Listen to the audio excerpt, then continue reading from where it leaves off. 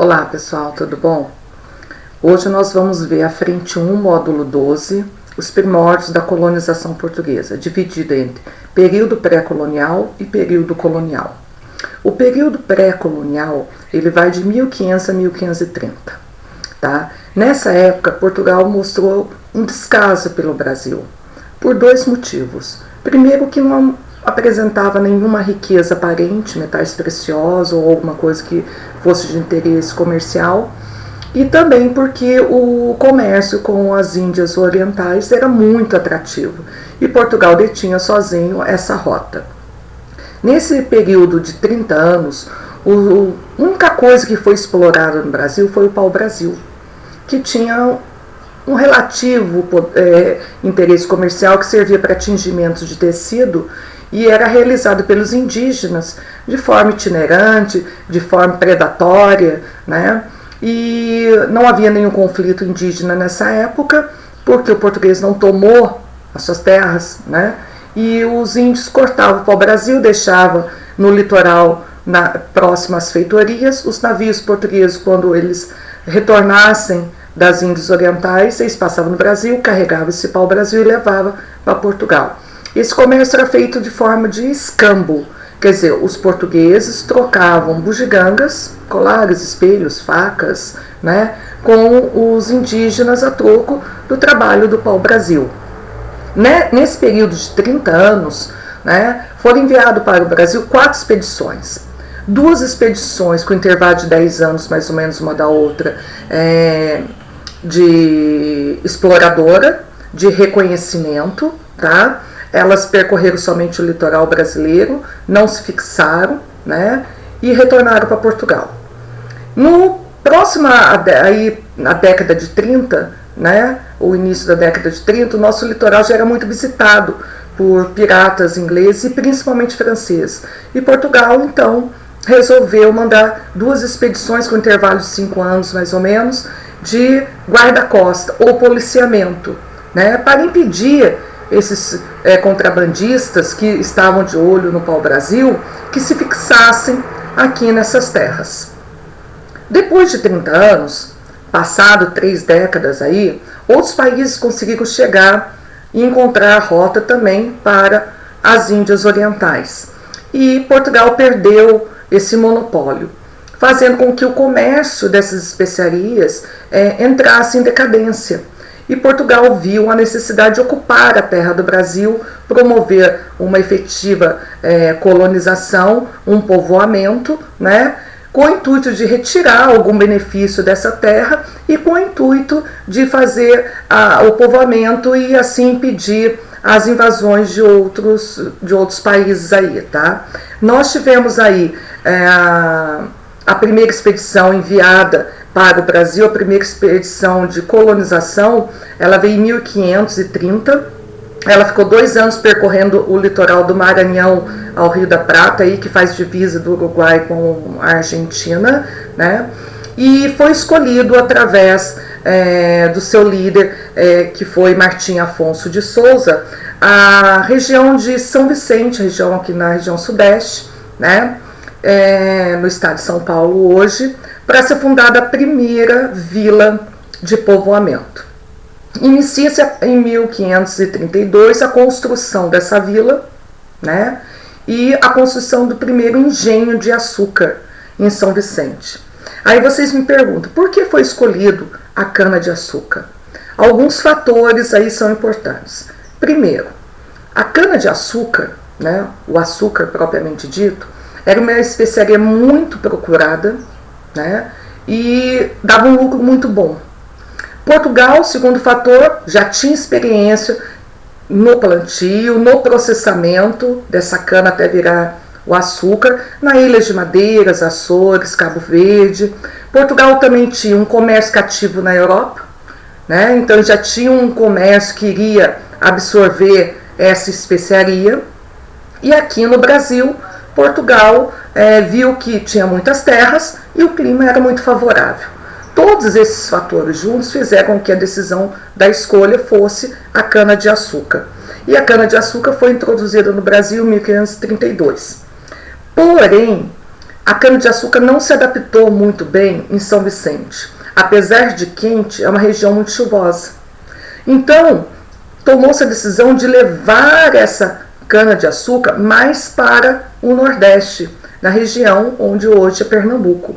E lá o solo era mais favorável, o clima também, e se adaptou muito bem ao plantio da cana-de-açúcar. Mas precisava encontrar uma metodologia de ocupar essa terra. Portugal tomou a decisão de dividir o Brasil, que ia do litoral até ali em Tratado de Tordesilhas, uma faixa de terra, tá, em 14 capitanias hereditárias, que seriam doadas a terceiros, pessoas de posses, tá, que viriam para o Brasil, assumiriam a parte administrativa, de policiamento, cada um da sua capitania hereditária. Eles assinariam um documento chamado foral. Esse documento falava que as terras eram da coroa portuguesa, mas a parte administrativa ficava com os donatários, com o nome dessas pessoas que recebiam essas grandes faixas de terra aí, tá?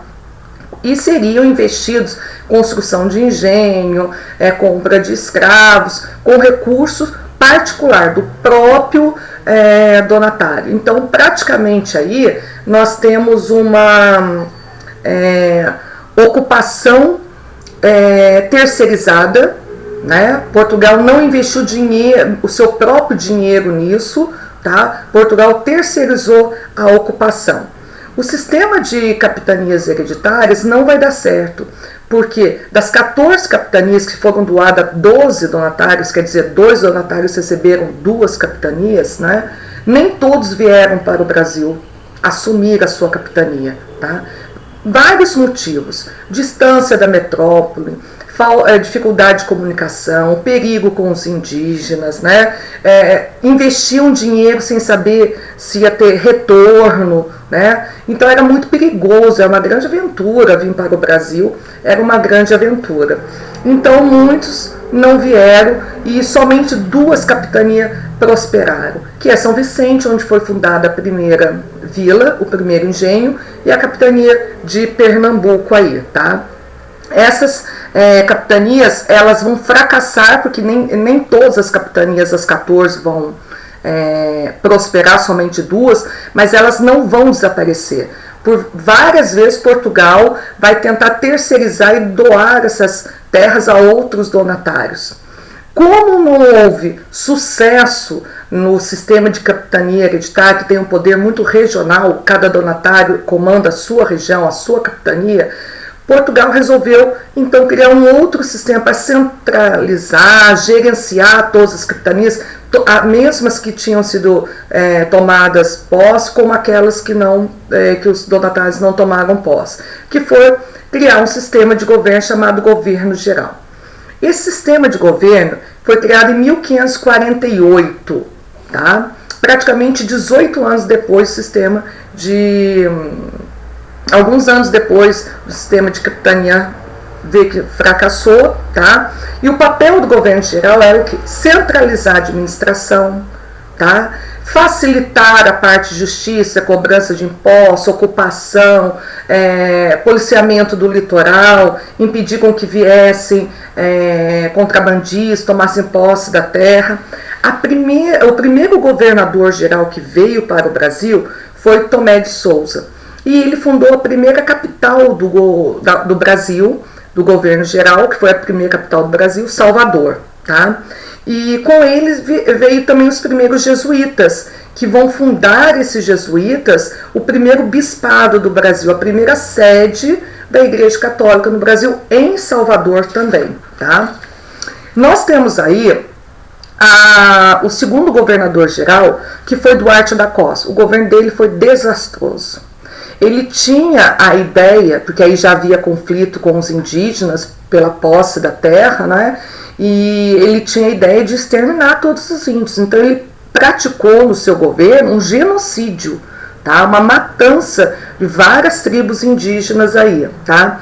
Então, além desse atrito com os indígenas, dele se envolver e não conseguir resolver, tá? No governo dele também vieram muitos corsários franceses, fundaram uma feitoria no Rio de Janeiro, chamada França Antártica, a Antártica, aonde eles exploravam o pau-brasil, e Duarte da Costa não conseguiu expulsar eles.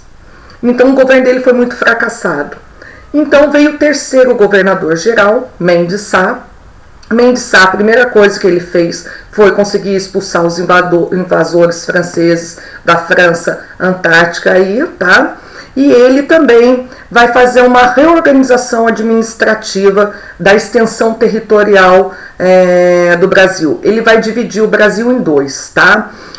Ao norte, com capital em Salvador, tá? Que vai ser o Brasil do Norte, com capital em Salvador, e o Brasil do Sul, aí com capital no Rio de Janeiro. Então foi uma forma dele dividir, e vai ser por pouco tempo. O Brasil vai passar por uma nova experiência futura na época da União Ibérica, quando os espanhóis vão tomar o trono português, né? E a decisão foi acabar com o Brasil do Norte, o Brasil do Sul aí, tá? E unir novamente, encontrar uma nova forma de administrar aí, tá? Nós temos aí esse poder regional, as capitanias hereditárias, um poder mais central que engloba toda a administração e um poder local muito descentralizado que são as câmaras municipais.